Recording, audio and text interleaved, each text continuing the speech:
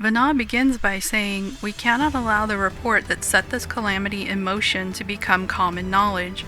Were the masses to learn of the fates of the other stars, I fear the situation would spiral out of our control."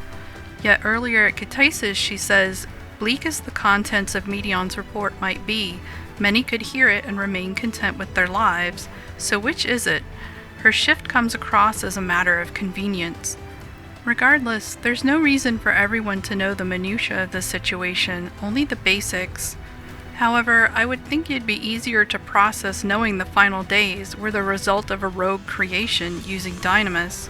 Instead, they were left to deal with the panic and chaos caused by creation magics running amok for unknown reasons, spawning terminus beasts which slaughtered them in the streets.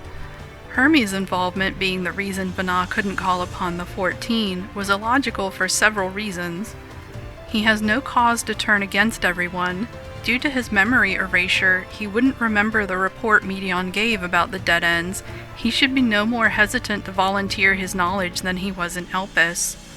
He didn't erase his memories of researching dynamis or creating entelechies. Were shown both in Elpis and Pandemonium, the echo can be used to view memories of people or places which could have been used to learn everything he knew. He's no match for the Convocation. Should all else fail, they'd be well within their authority to coerce him into cooperating. Where to begin? The end. Your understanding of what caused the final days is consistent with our own. His supposed expertise of dynamis wasn't a factor in the final days. In fact, he wasn't even able to identify it as the source. We knew everything the Convocation did before we even journeyed to Elpis, and Emet later tells us, "According to your story, the 14 divined the connection between the celestial currents and the final days, but were never able to pinpoint the root cause of the calamity. With our people's greatest minds, not to mention Hythlodaeus' sharp eyes, committed to the pursuit of a solution, such an outcome seems inconceivable. The only possible explanation is if the nature of the catalyst was so inexplicable that even we failed to perceive it. Hermes is only ever credited with discovering the decay took root where the celestial currents were weakest. By the end of Elpis, Venat knew more about the final days than Hermes ever brought to the table as Fandaniel, and could have shared that information with the Convocation without him ever knowing. Bearing in mind, while the Convocation was racing to identify the problem and devise a solution, the entire world outside of Amarant was being destroyed.